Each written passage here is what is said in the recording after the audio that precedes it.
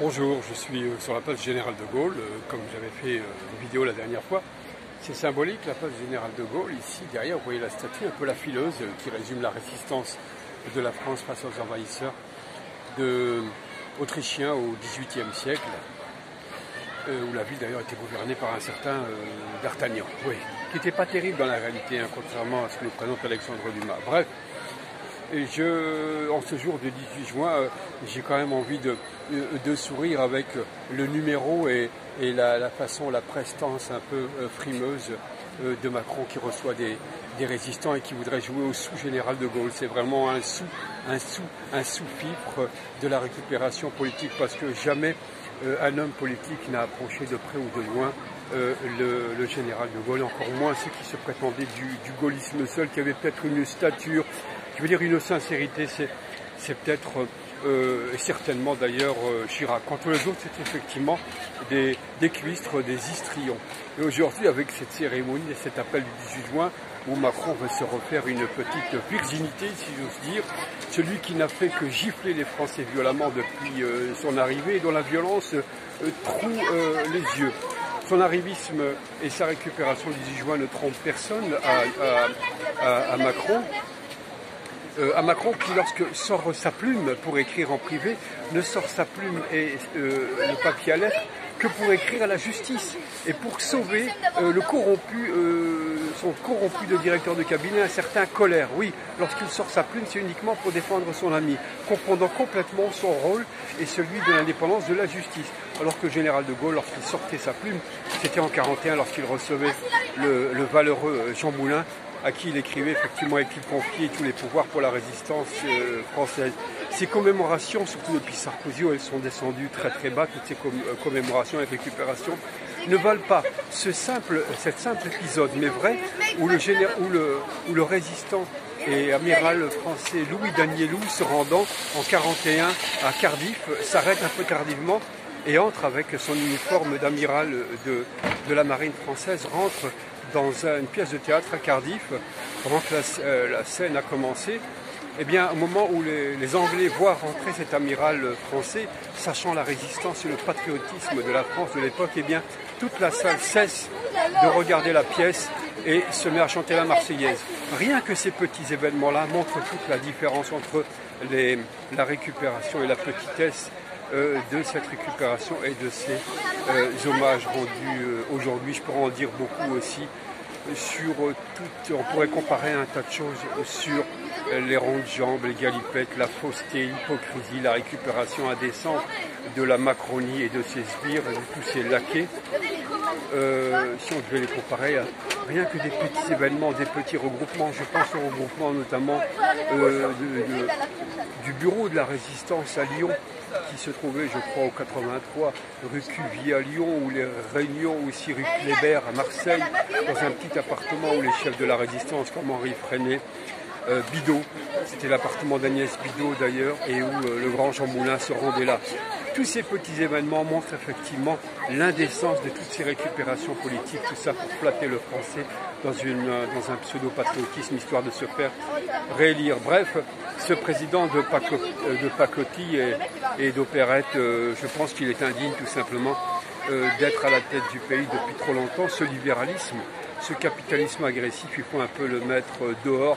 Il me fait penser d'ailleurs, pour continuer à filer la métaphore, à ce que la France avait fait en Indochine. Vous savez que la France, comme disait Anatole France, on pensait mourir pour le pays alors qu'on mourait pour des marchands d'armes, et les conseillers militaires dirigés par des généraux souvent incompétents en 1954 ont envoyé des milliers de Français et de Nord-Africains mourir en Indochine dans cette fameuse cuvette. Eh bien, la France de l'époque, les conseillers financiers certainement de la France, pour tromper les résistants en Indochine, les Indochinois, leur avaient envoyé un empereur de pacotille pour faire oublier Ho Chi Minh. Eh bien, il s'appelait Bao Dao. Eh bien, je pense que Macron, c'est une espèce de Bao Dao pour tromper les Français. Ho Chi Minh, qui disait simplement à la France, à l'époque, ce sont des jaunes aussi, hein, les Indochinois, un petit peu comme les gilets jaunes français. Ho Chi Minh qui demandait simplement à ce que son peuple soit traité avec plus d'humanité. Eh bien, un certain général Argenteuil les a bombardés. un peu comme les Gilets jaunes qui demandaient peut-être un peu moins d'humiliation, un peu moins de pauvreté dans un capitalisme de rapaces soutenu et servi par un gouvernement de laquais. Eh bien, le gouvernement leur a répondu effectivement avec l'agressivité que l'on sait. Agressivité aussi avec cette pseudo-perquisition pour salir un homme debout, une espèce de, je vais oser la métaphore, Jean Moulin de la médecine, un Henri Freinet patriotique comme Raoult, dont on essaie effectivement de salir le travail, ce même Raoult qui a sauvé des milliers de Français, alors que les pouvoirs publics et la véranerie ambiante ont laissé plutôt mourir d'autres Français en ne l'apportant pas la médication qui sauve, comme le rappelle Raoult d'ailleurs, science à l'appui, documents à l'appui, l'hydroxychloroquine, etc. Raoult qui a fait d'ailleurs un équivalent, un rapprochement entre les chiens et la presse. Effectivement, on sentait bien qu'il voulait régler des comptes, mais il faisait appel à d'autres chiens. Il rappelait que les pompiers de Marseille, avec l'IHU de Marseille, ont mis au point une espèce de chien renifleur qui arriverait à détecter les gens porteurs du Covid, ce qui nous empêcherait de nous faire trouer la peau systématiquement avec des tests, etc. Onéreux. Sachez que les tests, c'est pas gratuit. Quand vous voyez toutes ces tentes mises à droite et à gauche dans les pharmacies, venez, c'est gratuit. Non, non, on va casquer tout ça. C'est la Sécu qui va exploser, qui bientôt, tout ça va être un peu privatisé, comme d'ailleurs EDF qui préconise, qui prépare un carnage en France, puisque EDF, les amis de la Macronie et de la haute finance, veulent effectivement se payer cette poule aux œufs d'or française, autrement dit nous entuber de rechef. Lalanne, bravo à Lalanne qui résiste et qui fait des bras d'honneur singuliers. Encore un d'Artagnan, si je veux dire un mousquetaire, un Athos, un Porthos qui se bat contre toute cette engeance collaboratrice de la presse et des médias qui est encore debout et qui se défend bec et ongle et qui dit tout ce qu'il pense, comme d'autres d'ailleurs. Aux élections à venir, d'ailleurs, faites attention de ne pas tomber dans le piège dégoûtant et énormissime de la droite et la droite, l'extrême droite et l'extrême droite. Le Front National et la Macronie, c'est exactement la même chose. Vous le savez, le Front National et l'extrême droite, c'est l'assurance vie pour Macron de retourner pendant 5 ans et nous dézinguer parce que le confinement et les prétendus dangers à venir sont encore dans son carnet de route. C'est dans la feuille de route qui est préparée par les organisateurs du confinement et de l'enfermement. Donc méfiez-vous, jetez ces deux partis, ne votez surtout pas pour eux, ne tombez pas dans le piège.